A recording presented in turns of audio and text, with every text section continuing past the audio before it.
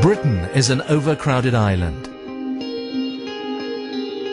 In the last 30 years, an increasing population has made its mark on both the urban and rural landscape. Our country has changed forever. England is now the most densely populated country in Europe. We now have more people per square mile than China, Japan or India. Britain has an official population figure of almost 62 million, increasing at an unprecedented rate and putting an unsustainable strain on the fabric of the UK. The evidence is everywhere. On housing, despite periods of frantic house building on both greenfield and brownfield sites, the number of available homes falls woefully short of needs, and limited supply just fuels long-term house price inflation. On services, public services, the NHS, local authorities and the police are stretched thin the length and breadth of the country. On public finances, the cost of an extended benefit system and public pension provision has become unsustainable without radical change. On transport, our transport infrastructure is not coping, and major road and rail network improvements are merely playing catch-up with the population explosion that appears to be out of control.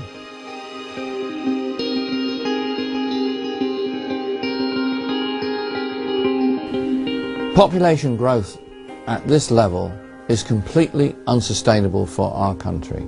There is no indication that it will slow without radical intervention by ourselves. 61.8 million is the official estimate, but successive official figures have been shown to be woefully inaccurate. Many statistical indicators point to the real figure being much higher, and whichever trends you look at, they are all going up, with a significant upswing in recent years. By 2050, Britain's population will swell by 24% to 77 million. In the league table of EU countries, that'll see Britain overtake France and even Germany as the most populated country. The consequences of this are widespread on the space we have to move around in as individuals, on the ethnic makeup of our population, on the provision of housing, on infrastructure, and of course on every aspect of our lives. Britain is full. We are a small, overcrowded island, and we're adding to the population at a rate that is simply unsustainable. We need radical solutions to address this problem.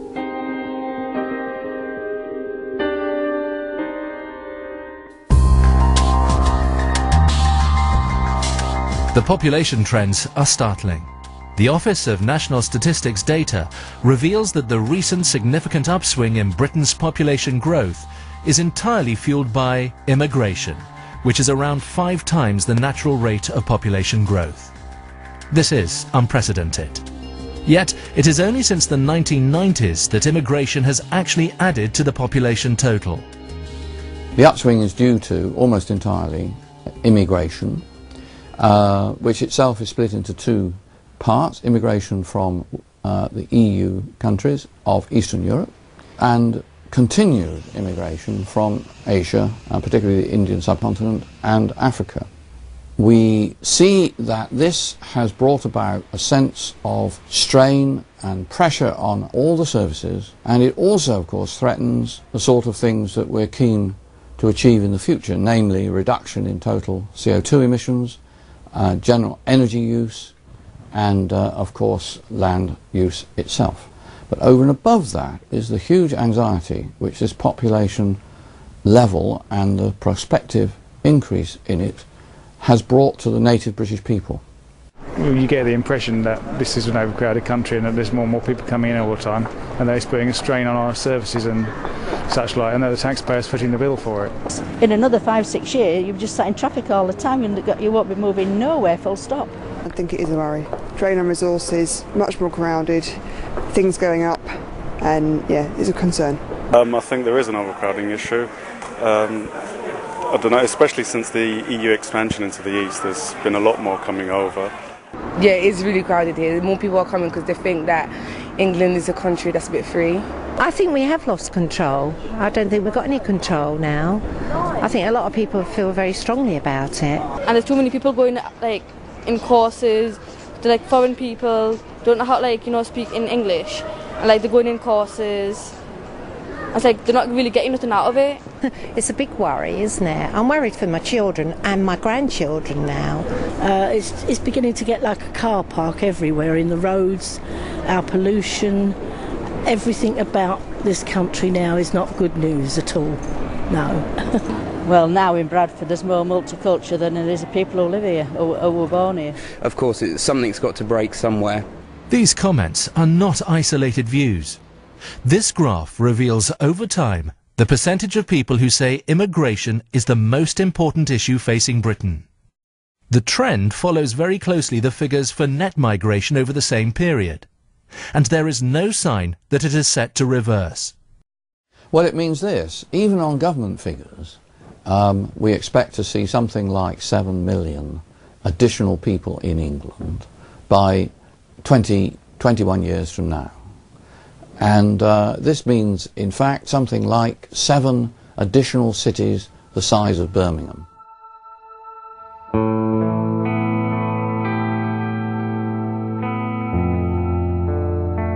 In the next 10 years, 3 million new homes need to be built in the southeast of England alone. These homes need to be built to accommodate the current and intended waves of immigrants.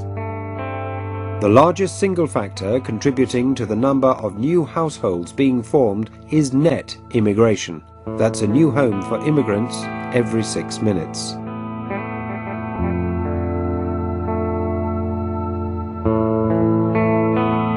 A new baby is born in the UK every 40 seconds.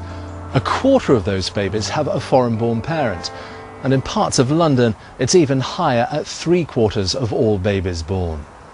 Significantly, the UK birth rate has seen an upswing in recent years, up 11% since 2004, and immigrant mothers accounting for the majority of that increase.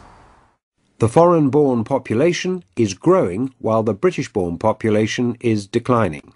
On current immigration trends and births to immigrants, the native English population will become a minority in their own country within the next 2 to 3 generations.